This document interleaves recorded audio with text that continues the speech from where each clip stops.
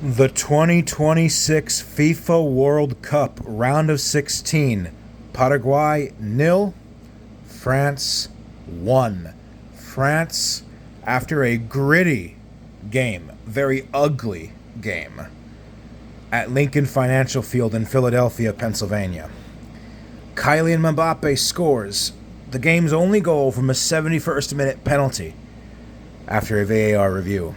So match context and the first half.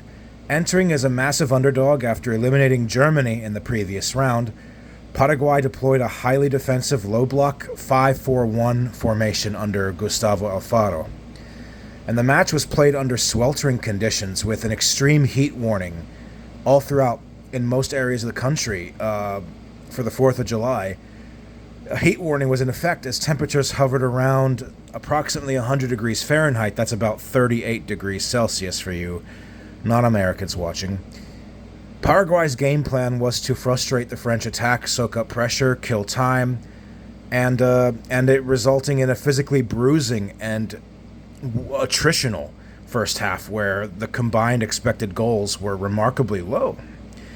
And Paraguay did a great job at this because for the first time in this tournament, a team prevented France from getting multiple goals. Multiple. They've scored at least 3 times in all 4 of their previous games in the group stage in the round of 32. Paraguay denied that. And it was a hideous display from the Paraguayan team. No make mistake about it. Cáceres, Galarza, just all around very, very ugly. And this was very gritty, CONMEBOL World Cup high stakes of a game. Paraguay knew the task at hand. They knew the opponent. The goal was to make life insufferable for the French. And you may not like how very unsportsmanlike Paraguay approached this game, but it was effective. Just because they didn't win this match, it was effective at frustrating the French and bringing the French down to their level. And Mbappe said after the game that we can employ shithousery too. And Mbappe, very physically annoyed and unimpressed with the antics of the Paraguayan team. There were moments where he was having word exchanges with some of the players and laughing in a way that was like almost mocking and displaying that frustration. And Michel Olise and France got 3 yellow cards from this game. Incredibly, through some miracle, Paraguay didn't get a single card when they could have had at least 1 player sent off. Just really dirty. The fouls everywhere. Words being exchanged. They sought to make this experience miserable for France. And this was let's be honest. You don't have to like it. You can hate it. You can say that football won over rubbish. This was France's toughest game. They passed the test, but this was by far France's toughest game. Second half breakthrough. So France controlled the lion's share of the possession, over 75%. And they continuously knocked on the door.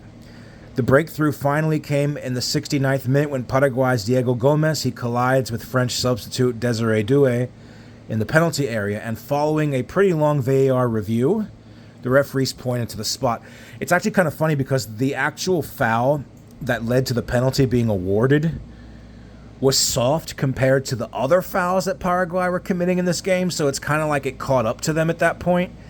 Very soft foul penalty to give away, in my opinion, but Paraguay deserved it because of how dirty they were playing a very risky game, a big gamble of trying to drag France through the mud, basically. Take this game into extra time seemed to have been the strategy, and then try their luck on penalties. And they almost brought this game to extra time. So, when the referee points to the spot, Mbappe, he confidently converts the penalty to send goalkeeper Orlando Gil the wrong way. And the goal was Mbappe's 7th of the 2026 tournament overall, temporarily drawing him level with Lionel Messi in the Golden Boot race. Tempers and tactics. Like I said, Paraguay's physical and time wasting resulted in a heated stop-start contest that frustrated the French players. And tempers briefly boiled over when Paraguay's Andres Cubas, he brought down Mbappe, leading to pushing and shoving between both teams. Another notable incident was when Matias Galarza, he threw an elbow into Mbappe off the ball, which earned no disciplinary action from the referee. He should have been sent off.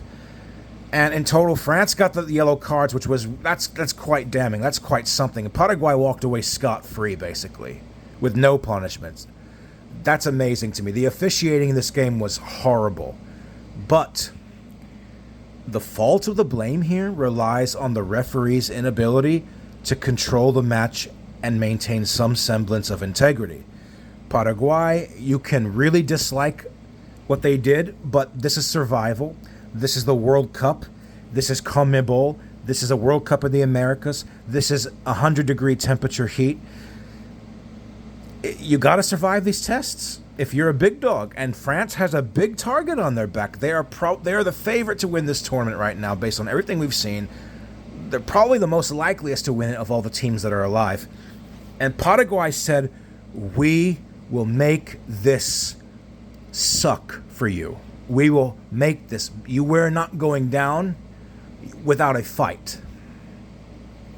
They did what they had to do. They did what we more or less could have expected them to do. You want them to play openly like Sweden did? They get thrashed.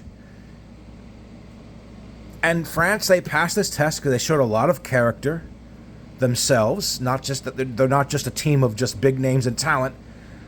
They can get down in the mud too. And I'm sorry, but if this was Germany, I think Germany would have lost by at least a couple of goals today. They possibly would have been blown out.